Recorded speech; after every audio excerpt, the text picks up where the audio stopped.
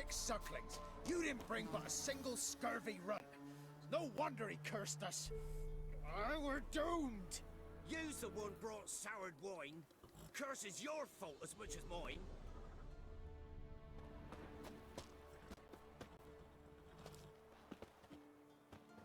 What are you doing here? What? The sun flying from the moon? We're making offerings to the All-God, dearly. You too can seek his aid.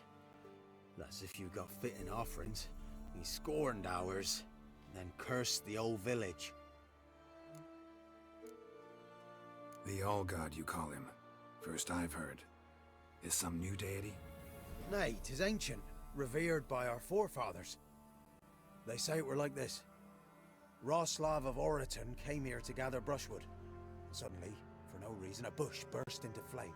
Then, Roslav heard a voice from the ground, demanding offerings and obedience.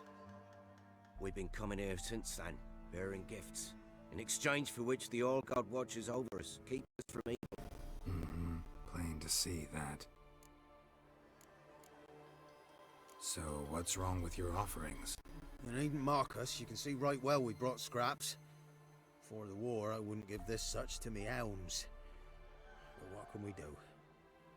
Such are the times. And they're like to get worse. All-God said if he don't get a rafter of bacon and a barrel of beer at least, the rivers will fill up with frogs and locusts or some such will devour the harvest. I could intercede on your behalf with this All-God of yours. Got a feeling we'd come to an understanding. Well, I suppose it can't hurt to try. To speak with him, you have to stand before the altar and cry out, "All God, help a poor wretch in need." Who knows, he might just listen to a foreigner.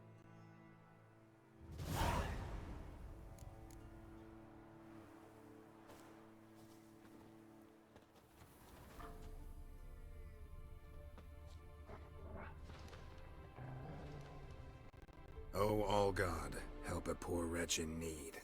Pretty please. How dare you disturb my divine rest, mortal?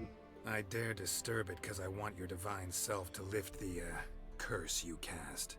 Those peasants really don't have. They must bring worthy offerings or they shall face drought, driving hail, earthquakes, avalanches. I have spoken. Avalanches? Here? How would that work?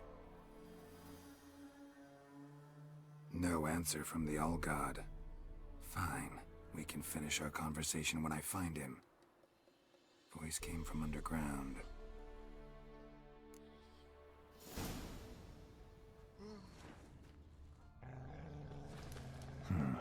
Wine. Or more like vinegar.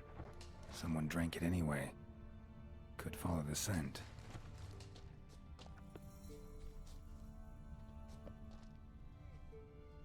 A crack.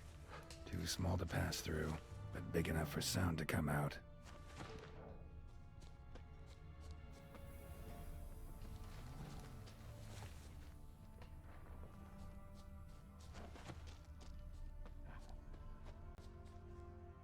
An illusion.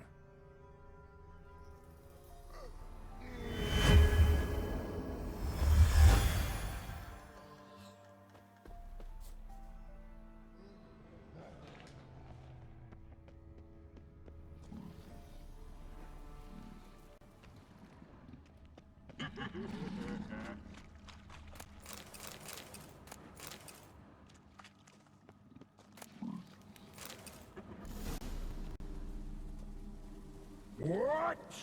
Who dares disturb my divine being? Geralt of Rivia. Pleasure. Expected the All-God to be corporeal in form, but never thought he'd be corpulent. Fattened up nicely at those peasants' expense. Expense? Expense? Not a word about the help I give in return. Blessings, absolutions, enlightened advice. Believe me, these folks need all of it. I'd watch over them still if they fulfilled their end. But lately they offer these pathetic scraps. That they steal from the mouths of their children, and to make matters worse, you cast a curse on them. And I'll not lift it till they bring me worthy offerings. I'm to settle for curds and whey? Not a chance. And you can tell them that.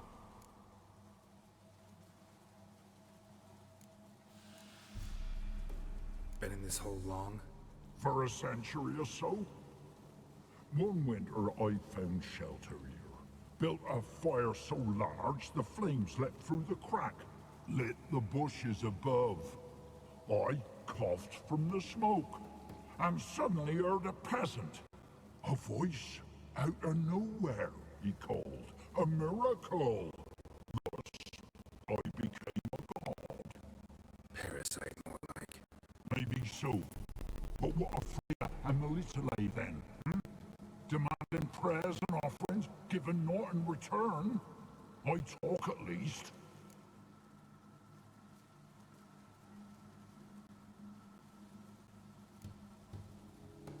Listen here, lard ass. You're gonna be satisfied with what you get, or I'll feed you to the ravens.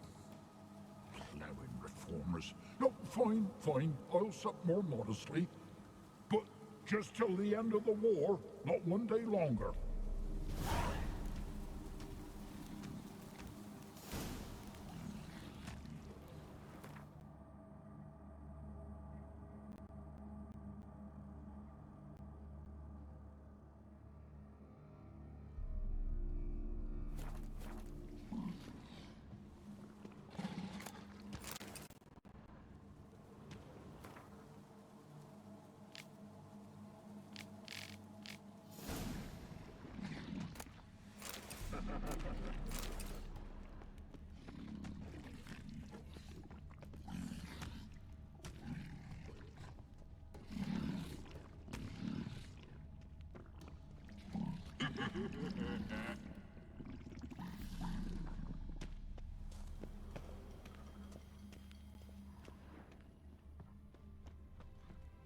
Anything new?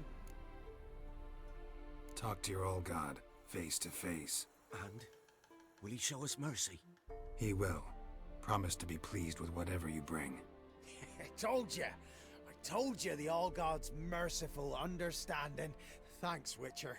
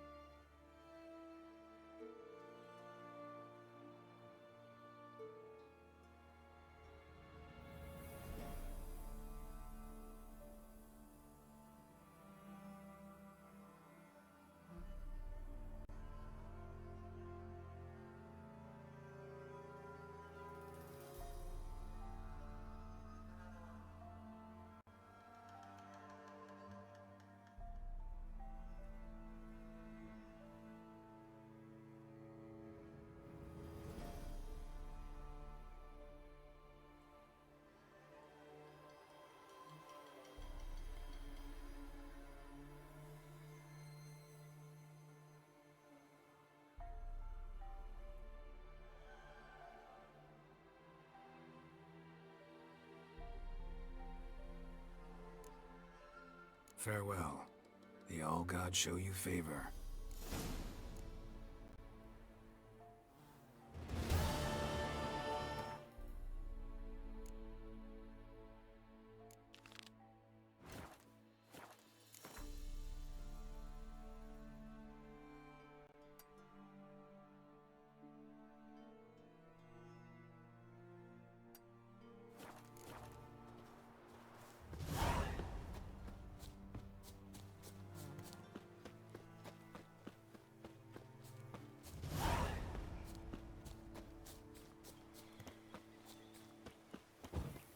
Stop! It won't be as cocky once the Baron's men whip your arse.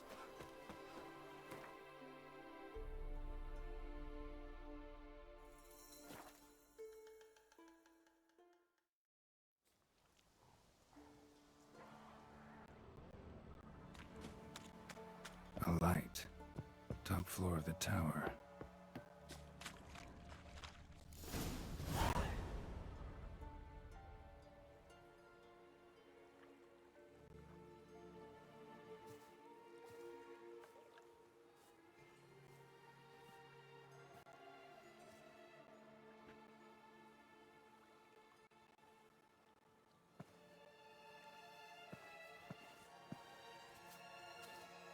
So, found what you were looking for? Yes, thanks for asking. How are you feeling? Sleep well?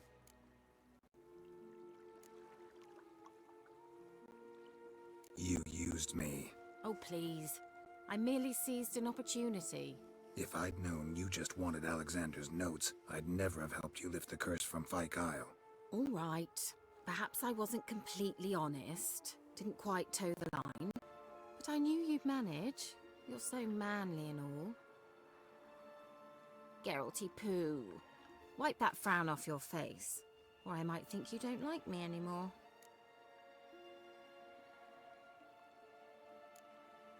I don't. You're a vile, two-faced, four-tongued viper. Oh, Geralt. Shame you didn't talk that way when we fucked. All jokes aside, what are you gonna do with those notes? Do you really believe you can call me names and then revert to polite conversation just like that? Get out of my sight, before I give in to my urge to teach you some manners. I'll go as soon as you hand me those notes. Then you shall stay here forever.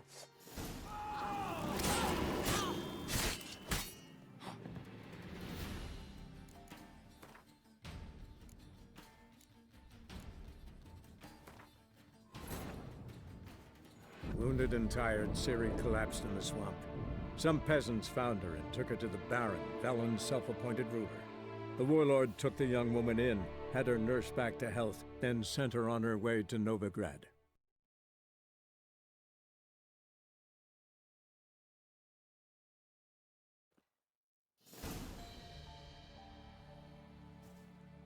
So, found what you... Yes. You... Oh, please. If I'd known you... All right. Geralty poo. Didn't come here to play games. I want to know what you're up to. Naturally, you suspect me of the worst. I don't deserve that. My intentions are pure, like a virgin's tears. Alexander was studying the Catriona plague. I'll use his notes to produce medication, perhaps a cure, or at least a vaccine. Mm-hmm. Strictly humanitarian motivations, is that it? Nope, strictly selfish ones. The mighty would pay willingly for such a remedy. Can you imagine how much? Take Radovid, for instance. Why, he might even consider forgetting my past associations with the Lodge.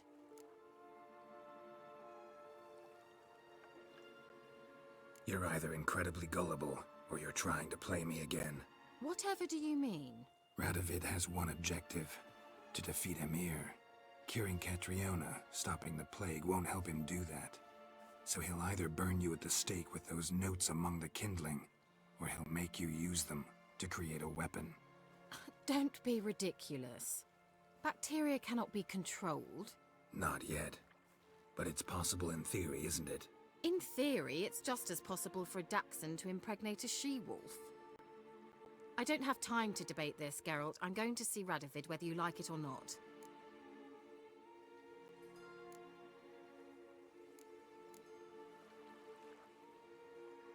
It's your conscience. But you do know hundreds, thousands could die. What of it? What difference will it make if Nilfgaard's legions die by steel or because of some fucking germs? None. A plague can go wrong, go wild. A sword won't. That's the difference. Shut up for a moment and look at me.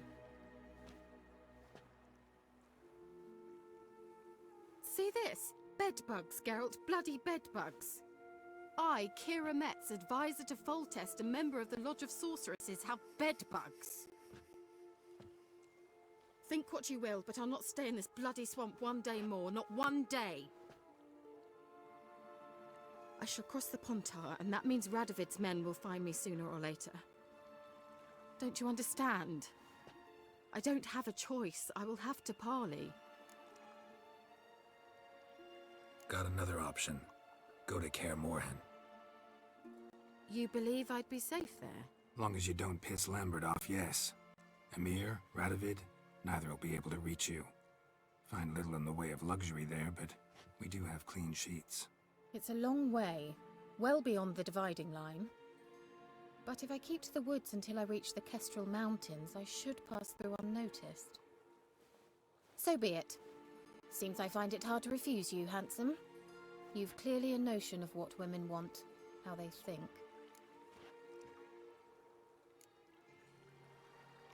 Yeah, kinda. So before I go, I'll need you to hand me those notes. All right, take them already. Farewell, Geralt. Or rather, see you soon.